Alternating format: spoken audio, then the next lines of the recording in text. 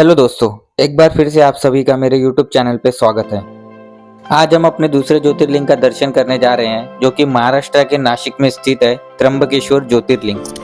साथ ही हम आपको रामायण से जुड़ी कुछ ऐसी महत्वपूर्ण जानकारी देंगे, जैसे कि माता सीता का हरण, जो कि नासिक के पंचवटी में स्थित है।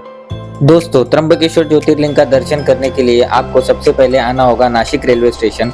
हमने अपनी ट्रेन मुंबई से पकड़ी थी, जो कि हमारी ट्रेन रात के 10 बजे थी। 3 से 4 घंटे हमारी ट्रेन लेट होने के बाद हम नासिक सुबह 5 से 6 बजे पहुंच गए थे। नासिक स्टेशन पहुंचने के बाद स्टेशन के बाहर ही आपको टैक्सी स्टैंड और बस स्टैंड मिल जाएगा, जहां से आपको शिरडी और त्र्यंबकेश्वर के लिए कंटिन्यूस गाड़ियां अवेलेबल मिल जाएंगी। स्टेशन के बाहर ही हमें एक अच्छे टैक्सी वाले भैया मिल गए, जिन्होंने हमें 2000 रुपये में पंचवटी से लेकर त्र्यंबकेश्वर तक घुमाने के लिए कहा। हम ग्रुप में 7 लोग थे, तो हमें पर पर्सन 285 रुपीज़ कॉन्ट्री आया।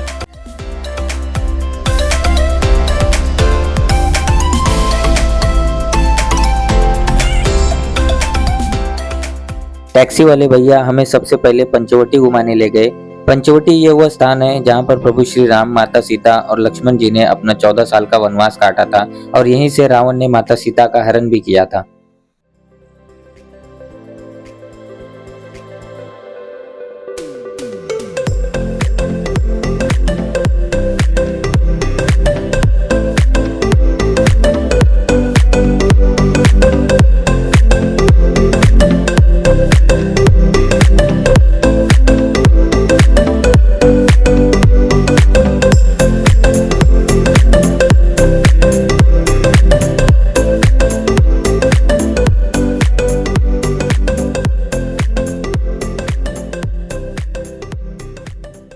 सबसे पहले हम पंचवटी के इस मंदिर में पहुंचे। यह श्री लक्ष्मण जी का मंदिर है। मंदिर के अंदर जाते ही हमें पता चला कि यह वही स्थान है जहां पर लक्ष्मण जी गुस्से में आकर शूर्पणखा की नाक काटी थी।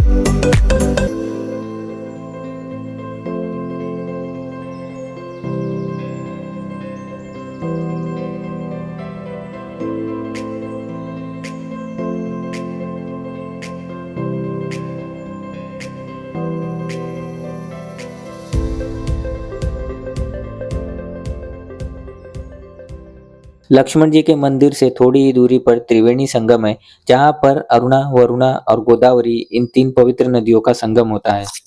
और इसी त्रिवेणी संगम के सामने कहा जाता है कि लक्ष्मण जी के द्वारा घास और पत्तों से बनाई श्री राम और माता सीता की वनवास स्थान की पुरानी पर्णकुटी भी थी।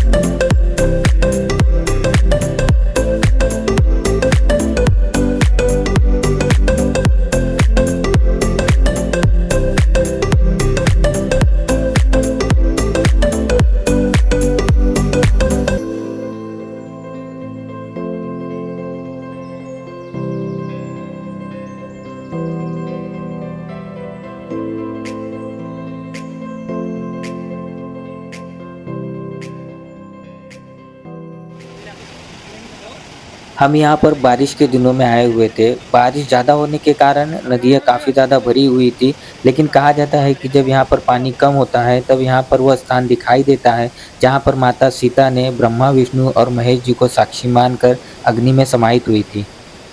लेकिन हम आपको इस वीडियो में वह स्थान ज़रूर दिखाएंगे कि जहाँ पर माता सीता अग्नि में समाहित हुई थी, वह स्थान पानी कम होने के बाद कहाँ और कैसे दिखाई देता है।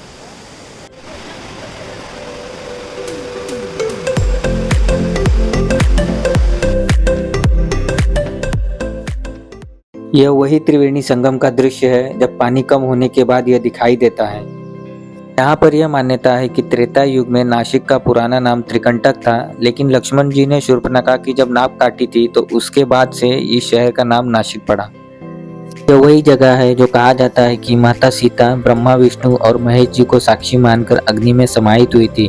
माता सीता अग्नि में समाहित इसलिए हुई थी कि उन्हें पता था रावण उनका हरण करने आने वाला है। रावण माता सीता के असली रूप को छू नहीं पाता है क्योंकि माता आदि शक्ति जगदम्बा है। अगर वह उन्हें असली रूप में छूता तो वहीं पर जलकर भस्म हो जाता। इसलिए माता अग्नि में समाहित हुई और उन्होंने बाहर अपनी प्रतिमा रखी।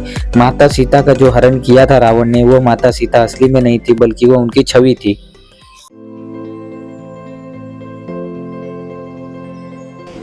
त्रिवेणी संगम से थोड़ी ही दूरी पर प्रभु श्री राम कुंड और लक्ष्मण कुंड है। कहा जाता है कि प्रभु श्री राम प्रातःकाल नियमित रूप से यहाँ पर स्नान करने आते थे।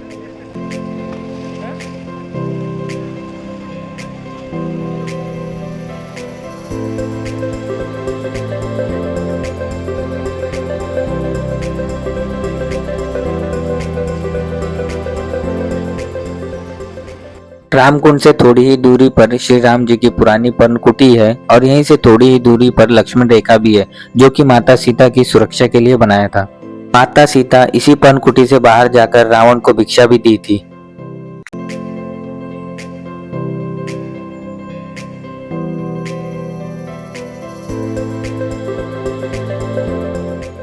इस ब्रिज के नीचे वही लक्ष्मण रेखा है जो माता सीता उस पर्णकुटी को पार कर कर इस लक्ष्मण रेखा के बाहर आकर रावण को भिक्षा देने गई थी। यह वही जगह है जहाँ पर रावण ने माता सीता का हरण किया था और यहाँ पर सीता माता हरण मंदिर बनने का कार्य चल रहा है।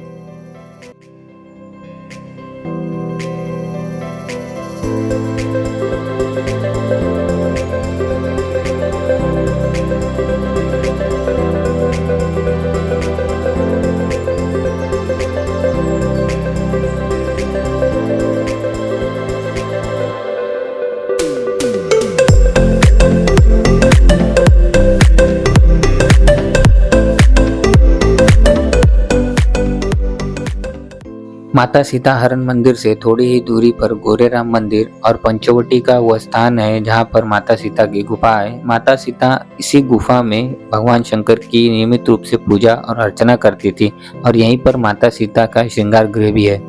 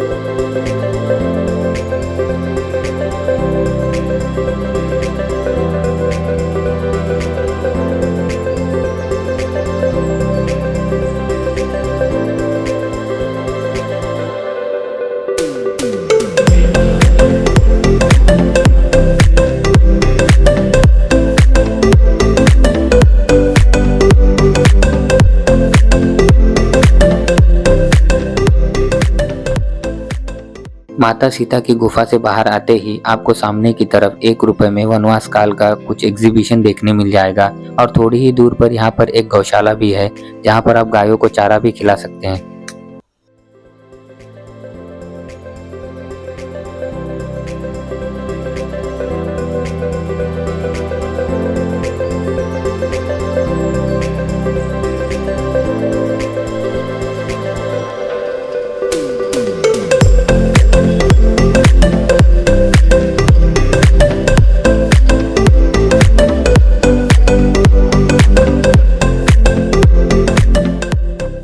गौशाला से बाहर आते ही आपको माता सीता की गुफा के बगल में कुछ ऐसे वटवृक्ष देखने मिलेंगे। कहा जाता है कि वनवास काल में प्रभु श्री राम ने ऐसे 5 वटवृक्ष यहाँ पर लगाए हुए थे। यह एक निशानी के तौर पर था कि कोई इस जगह से भटक ना जाए और इसी वटवृक्ष के कारण इस जगह का नाम पंचवटी पड़ा। दोस्तों, यह थी पूरे पंचवटी की यात्रा और अब हम यहाँ से चलते हैं अपने दूसरे ज्योतिर्लिंग के दर्शन करने के लिए, त्र्यंबकेश्वर ज्योतिर्लिंग, जो कि यहाँ से 28 किलोमीटर की दूरी पर है।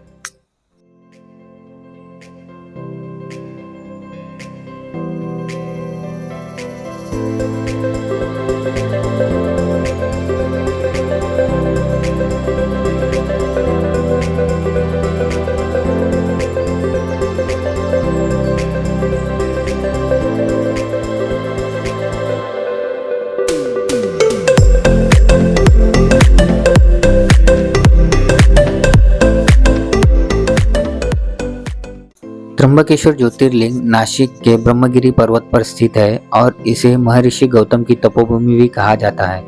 कहा जाता है कि औरंगजेब ने यहाँ पर मस्जिद बनवाने के लिए त्र्यंबकेश्वर मंदिर को पूरी तरह ध्वस्त कर दिया, लेकिन 1754 में मराठों ने फिर से इस मंदिर का पुनर्स्थापित किया।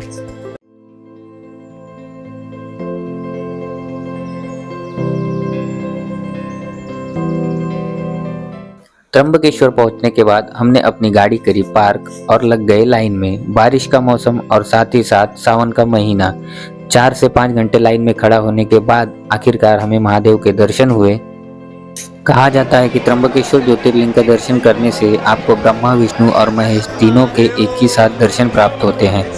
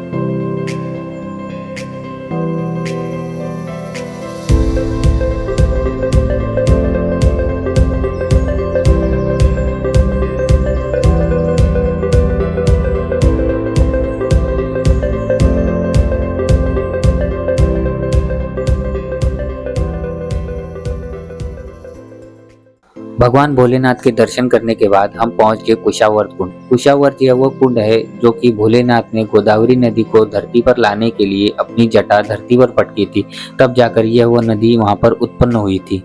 लोग त्र्यंबकेश्वर आने के बाद इसी नदी में स्नान करते हैं।